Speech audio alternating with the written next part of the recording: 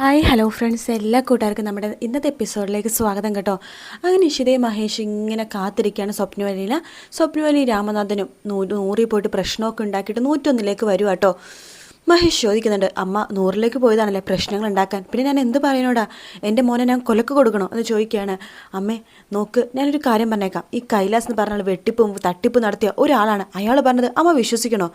പിന്നെ വിശ്വസിക്കാതെ ഇനിയിപ്പോൾ ജാതകമായിട്ട് വേറെ ആർത്തും പോകാൻ നിൽക്കണ്ട. വേറെ ആർത്തേനും പോയാൽ ഇനിയിപ്പോൾ ജാതകം തിരുത്തിയിട്ടാണ് പറയണമെങ്കിൽ ആർക്കറിയാം എന്ന് പറയുമ്പോഴേക്കും ഇഷിത പറയുന്നുണ്ട്, അപ്പോഴും കൈലാസ് ജയിച്ചു എന്ന് പറയാണ്. അയാൾ വിചാരിച്ച കാര്യം അയാൾ നടത്തി.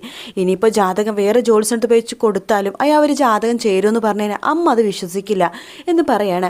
അമ്മയ്ക്കല്ലെങ്കിലും നേരത്തെ സുചിത്ര ഈ വീട്ടിലേക്ക് വരുന്നതിൽ ഇഷ്ടം ഉണ്ടായില്ലല്ലോ. ഇല്ല, ഇഷ്ടമല്ല. ഈ നാണം കെട്ട പരിപാടി എനിക്കിഷ്ടമല്ല. ഒരു വീട്ടിൽ നിന്ന് തന്നെ ചേട്ടനും അനിനും പെണ്ണെടുക്കുന്ന പരിപാടി എനിക്കിഷ്ടമല്ല. അതുകൊണ്ട് തന്നെ ഞാൻ നേരത്തെ പറഞ്ഞു എന്ന് പറയാണ്. അനുഗ്രഹയുടെ വിവാഹാലോചന വന്നപ്പോൾ അമ്മയ്ക്ക് ഇങ്ങനെയൊന്നും അല്ലായിരുന്നല്ലോ. ഇല്ലായിരുന്നു. കാരണം അനുഗ്രഹ വേറൊരു വീട്ടിലെ പെണ്ണായിരുന്നു. സുചിത്ര അങ്ങനെയാണോ എന്ന് ചോദിക്കുകയാണ്. അനുഗ്രഹയുടെ വിവാഹാലോചന വന്നപ്പോഴേക്കും അവൻ സമ്മതിച്ചില്ലേ, അതുപോലെ ഇനിയും വിവാഹാലോചന അവനെ വരുമ്പോൾ അവൻ സമ്മതിച്ചോളൂ. അവനെ വേറൊരു പെണ്ണിനെ നോക്കണം, എത്രയും പെട്ടെന്ന് തന്നെ നോക്കണം എന്ന് സ്വപ്നവലി പറയാണ്. മഹേഷ് പറഞ്ഞ അമ്മേ, എന്നാലും അമ്മ ചെയ്തത് കുറച്ച് നാണം കെട്ട പരിപാടിയെ പോയി.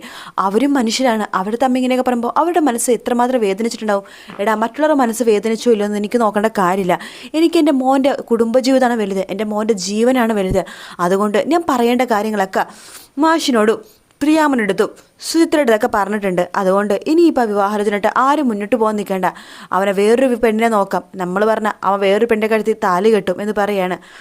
അത് ശരിയാണ്, വേറെ പെണ്ണിന് കഴുത്തി താലി കെട്ടും. അതുകൊണ്ടാണല്ലോ മഹേഷ് പറഞ്ഞപ്പോഴേക്കും അവൻ അനുഗ്രഹയുടെ കഴുത്തി താലി കെട്ടാൻ വേണ്ടി നിന്നത് എന്ന് പറയാണ്. എടോ, ആ സമയത്ത് എനിക്ക് വിനോദും അതുപോലെ സുചിത്രയും തമ്മിലുള്ള പ്രണയത്തിൻ്റെ കാര്യങ്ങളൊന്നും അറിയില്ലായിരുന്നു. പക്ഷെ അമ്മക്കറിയായിരുന്നല്ലോ.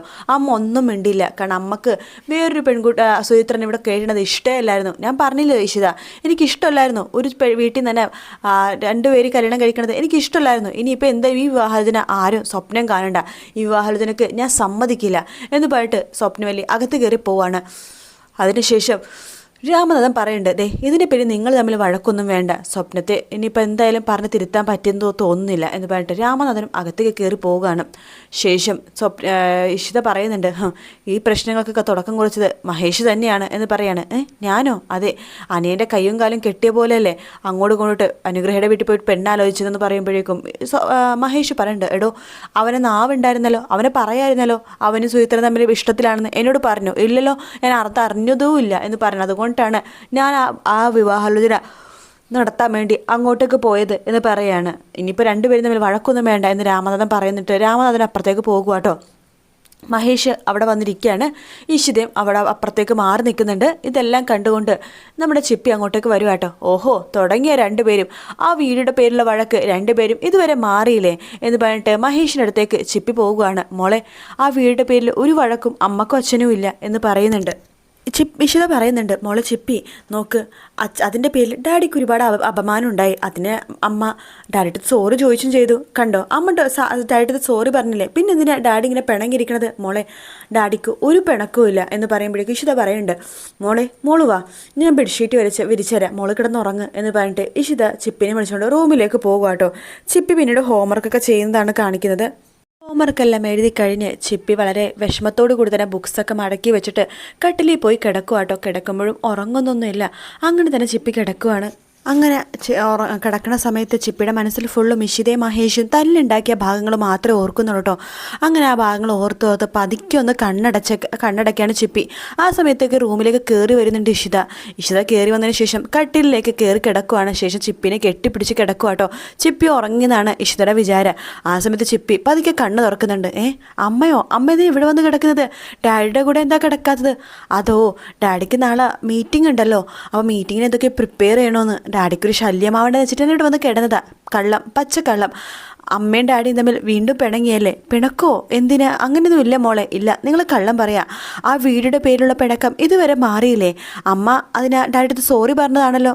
അതെ, ആ വീടിൻ്റെ പേരിലുള്ള പിണക്കം അത് ഞാൻ തെറ്റ് ചെയ്തിട്ടുള്ളത് മഹേഷിനെ നന്നായിട്ട് അറിയാം. തെറ്റ് ചെയ്യാതെയാണ് ഞാൻ എപ്പോഴും ഈ ശിക്ഷ അനുഭവിക്കുന്നത്. അതിന് ഞാൻ സോറി പറയുകയും ചെയ്തു. പക്ഷെ നീ മോളുടെ ഡാഡി അത് കേൾക്കണ്ടേ? അന്ന് കൈലാസ അങ്കിളിൻ്റെ പ്രശ്നത്തിലും ഡാഡി അമ്മയടുത്ത് കുറേ പ്രാവശ്യം സോറി പറയുമ്പോഴും അമ്മ അത് കേട്ടില്ലായിരുന്നല്ലോ എന്ന് പറയുമ്പോഴേക്കും മോളെ ആ പ്രശ്നം പോലെയാണോ ഈ പ്രശ്നം? ഇത് നിസ്സാര പ്രശ്നമല്ലേ? അതെ, പക്ഷേ അമ്മയും ഡാഡിയും ഇങ്ങനെ വഴക്ക് പിടിക്കണ കാണുമ്പോൾ എനിക്ക് വല്ലാത്ത വിഷമമാണ് മോളെ. വഴക്കൊന്നുമില്ല. പിന്നെ നാളെ മഹേഷ് ഡൽഹിക്ക് പോകുകയാണ്. ആ കാര്യം എന്നോട് പറഞ്ഞിട്ട് പോലുമില്ല. മോളോട് പറഞ്ഞപ്പോഴാണ് ഞാനത് കേട്ടത്. അതുപോലും മഹേഷിന് എന്നോട് പറയാൻ താല്പര്യമില്ല.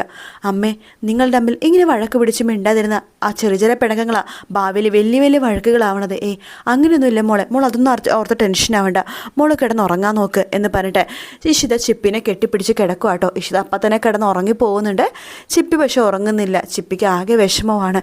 ചിപ്പി ഇഷിതനെ നോക്കുമ്പോൾ ഇഷിത നല്ല ഉറക്കമാണ്. പതുക്കെ അവിടെ നിന്ന് എഴുന്നേക്കാണ്. ചിപ്പി കരഞ്ഞുകൊണ്ടിട്ടാണ് കേട്ടോ എഴുന്നേക്കണത്. അങ്ങനെ എഴുന്നേറ്റ് നേരെ പോയിട്ട് ഹോളിൽ കസേരയിൽ പോയിരുന്ന് കരഞ്ഞുകൊണ്ടിരിക്കുകയാണ്. കരച്ചിലിൻ്റെ ശബ്ദം കേട്ടിട്ട് രാമനാഥൻ അങ്ങോട്ടേക്ക് വരുന്നുണ്ട്. അയ്യേ, അച്ചാച്ചൻ്റെ മോൾ ഇതുവരെ ഉറങ്ങിയില്ലേ? എന്തിനാ മോൾ ഉറങ്ങേണ്ട സമയത്ത് ഉറങ്ങാതെ ഇവിടെ വന്നിരിക്കണത്? എല്ലാവരും ഉറങ്ങിയല്ലോ എന്ന് പറയുമ്പോൾ മോളെന്താ വിഷമിച്ചിരിക്കുന്നത്? മോളുടെ കരയണ ഒച്ച കേട്ട അച്ചാച്ചൻ ഇങ്ങോട്ടേക്ക് വന്നത്. അച്ചാച്ചനോട് കാര്യം പറ. എന്തിനാ മോൾ വിഷമിക്കുന്നത്?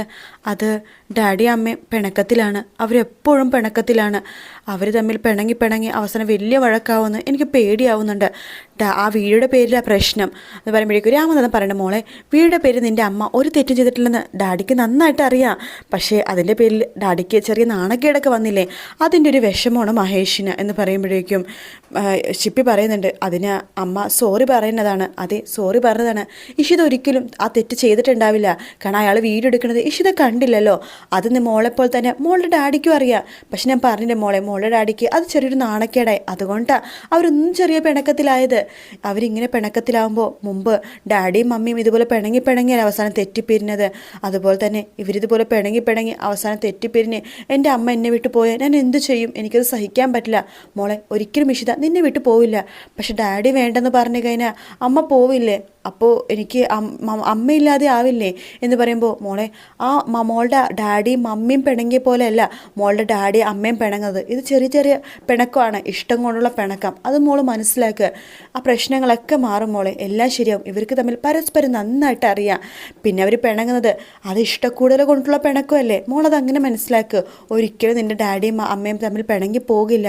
നോക്ക്, അച്ചാച്ചനല്ലേ പറയണത്, മോള് വിഷമിക്കല്ലേ, മോള് പോയി കിടന്നുറങ്ങാൻ നോക്ക് എന്ന് പറയാണ്. അങ്ങനെ ചിപ്പി വിഷമമൊക്കെ ചെറുതായിട്ടൊന്ന് മാറിയിട്ട് കിടന്നുറങ്ങാൻ വേണ്ടി പോകുന്നുണ്ട് കേട്ടോ. ചിപ്പി ഉറങ്ങാൻ വേണ്ടി പോയി കഴിയുമ്പോഴേക്കും രാമനാഥൻ്റെ മുഖമൊക്കെ ആകെ മാറുവാണ്. പാവം കുട്ടി എത്രമാത്രം വിഷമിക്കുന്നുണ്ട് അവർ തമ്മിൽ വഴക്ക് പിടിക്കുമ്പോൾ എന്നാലോചിച്ചിട്ട് രാമനാഥനും ആകെ വിഷമമാട്ടോ. പിന്നീട് കാണിക്കുന്നത് ഇതെടുത്ത് ഇഷിത ഈ കാര്യങ്ങളൊക്കെ പറയുക കേട്ടോ. അഷിത പറയുന്നുണ്ട്, ഷോ എന്നാലും ഇത് ഭയങ്കര കഷ്ടമല്ലേ മോളെ? അല്ല, സുചിത്രയുടെ വിനോദിൻ്റെ ജാതകം വേറെ ഏതെങ്കിലും ജോത്സ്യനെ കൊണ്ട് നോക്കിപ്പിക്കാൻ പാടില്ലായിരുന്നു എന്ന് ചോദിക്കുമ്പോൾ ഇഷിത പറയുന്നുണ്ട്, ചേച്ചി അച്ഛനപ്പം തന്നെ വേറൊരു ജോത്സ്യനെ കാണിക്കാൻ വേണ്ടി പോയതാണ്. അപ്പോൾ ആ ജോത്സ്യനും പറഞ്ഞതും ഇതന്നെയാണ്, ശനിദോഷം. അതായത് അവളെ കല്യാണം കഴിച്ചു കഴിഞ്ഞാൽ 6 മാസത്തിൽ ഭർത്താവ് മരിക്കുമെന്ന് പറഞ്ഞത്. ഷോ എന്നാലും സുചിത്രയുടെ കാര്യം തൊട്ട് എനിക്ക് വിഷമമൊന്നും മോളെ എന്ന് അഷിത പറയുമ്പോൾ എനിക്കും അങ്ങനെ തന്നെയാണ് ചേച്ചി. എന്നാലും മോളിതൊക്കെ എങ്ങനെ സഹിക്കുന്നു? എനിക്ക് സഹിക്കാൻ പറ്റുന്നില്ല. മോളൊരു കാര്യം ചെയ്യ്, വിനോദിനോടും സുചിത്രടും പറ, അവർക്ക് ഒളിച്ചോടി പോയിട്ടെങ്കിൽ രജിസ്റ്റർ മാരേജ് കഴിക്കാൻ വേണ്ടി പറ എന്ന് പറയുമ്പോഴേക്കും ഇഷിത പറയേണ്ട, ചേച്ചിക്ക് സുചിത്രയുടെ സ്വഭാവം അറിയാലോ, അവളൊരിക്കലും അങ്ങനെയൊന്നും ചെയ്യില്ല എന്ന് പറയാണ്. എന്ത് ചെയ്യാനാ, അവളുടെ ഒരു കാര്യം എന്ന് പറയുമ്പോഴേക്കും അതെ, ഒരു പ്രാവശ്യം വിനോദിനെ കൈവിട്ട് പോകുന്നുള്ള അവസ്ഥയിൽ നിന്ന് വീണ്ടും അവൾക്ക് കിട്ടാൻ പോകണമെന്നപ്പോൾ ഒരുപാട് സന്തോഷത്തിലായിരുന്നു. അപ്പോഴാണ് ജാതകത്തിൽ ഈ ഒരു പ്രശ്നം വന്നത്. എന്നാലും ഭയങ്കര കഷ്ടം തന്നെ. മോളെ നേരം വെച്ചോ, ഞാൻ പിന്നെ വിളിക്കാവേ എന്ന് പറയാണ്. ശരി എന്ന് പറഞ്ഞിട്ട് ഫോൺ വെക്കുകയാണ്. അപ്പോഴേക്കും ലയ അങ്ങോട്ടേക്ക് വരുവാണ്. അമ്മേ ഓടി വന്നേ അമ്മേ ഓടി വന്നേ എന്ന് പറഞ്ഞ് വിളിക്കാട്ടോ ഫോൺ എടുത്തുകൊണ്ട്. അത് കേട്ടിട്ട് നമ്മുടെ അഷിതയും അങ്ങോട്ടേക്ക് പോകുന്നുണ്ട്. മനസ്സുനിയും അങ്ങോട്ടേക്ക് വരുന്നുണ്ട് കേട്ടോ.